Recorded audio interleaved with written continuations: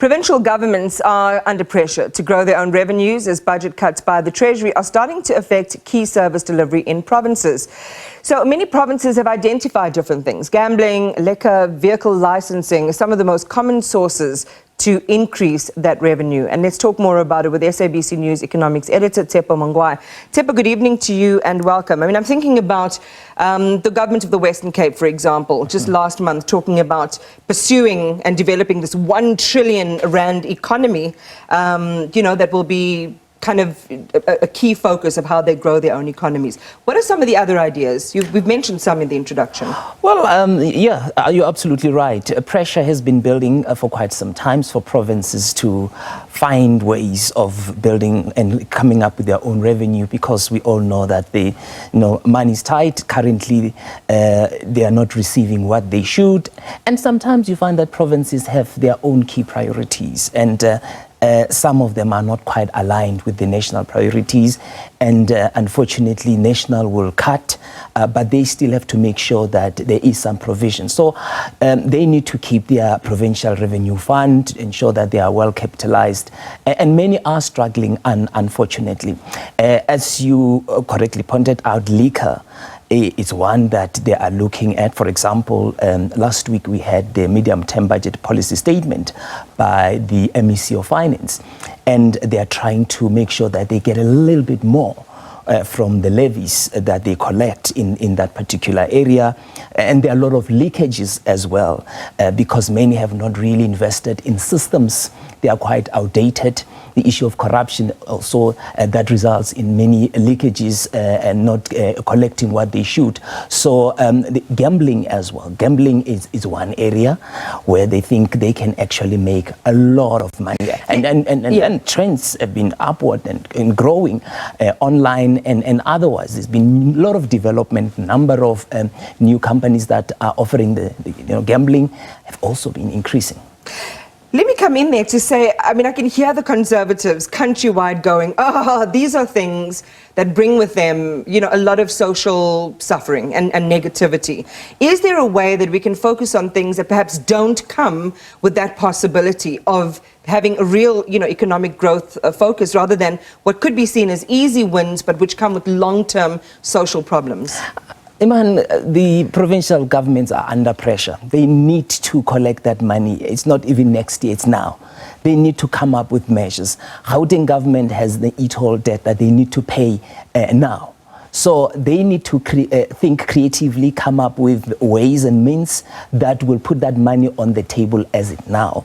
So you have those low-hanging fruit, as it were, such as liquor and as well as gambling that could. And the other one is the vehicle licensing and registration. And it's not all provinces that have that luxury. Gauteng has about 4.5 million vehicles on the road, and as a result, they can actually get a little bit more from there. Other provinces, they will not be able to reach that. So they've identified that. But also create more efficiency and ensure that the process of registering a vehicle and renewing a disc is seamless, because there are a lot of delays, and as a result they are not realizing that value as much as they should. Well, this is the thing, right? I mean, so many of us who drive cars, let's talk about Gauteng then, 1/3, or what is our contribution to GDP? It's quite significant. We're number one in the country, even for a small geographical area.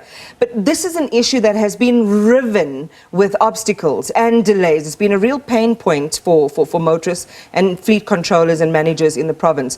If you can't get the structure of things right, how are you ever going to turn it into a money-making entity? And that's where it goes back to this concept of whether the provinces have short-termist views for quick gains without making sure that there is that institutional architecture that can support it in a sustainable way.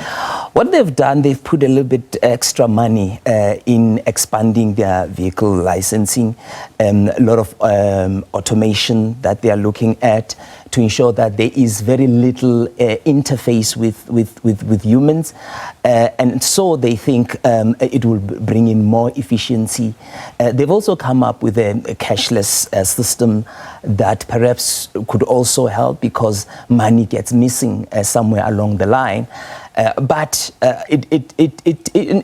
point that the systems need a lot of investment to ensure that they are relevant, they are state of the art, and they are able to preempt some of challenges and remove the human element, because sometimes your employees can be your weakest link in this kind of thing. So. They need. Those are the areas that they've identified. And whether it will deliver as quick as they would like to, that's another question. But as we speak, there are cuts in human settlements, there are cuts in education, there are cuts in treasury, and they need to find that money. Provinces actually raise about 5% of their total money that they receive from National Treasury. So it's still a very small portion of what they need to raise in comparison to the total money that they get, but it's still substantial because it gives them space to not just be a transmission mechanism, receive money from National Treasury and hand it on, and they can play a very meaningful space. In fact, Northwest got into some serious challenges because what they've done, which is what Gauteng and other provinces want to do, is to increase the gambling levies that they levy the companies. And what happened is that the court ruled against the Northwest government, and they need to repay that money. Right. And they've already spent that money. So, and other provinces are looking at increasing that money. Right. And there's going to be a pushback from the industry. So much more to talk about, because there are things like, special economic zones and their contribution sustainably and how they play with what we contribute to the National Treasury and that cross investment. And whether, again, it's just plugging holes but not fixing the problem in the main and making it sustainable. Oh, if only we had time. Tshepo, thank you very much for popping by. Appreciate.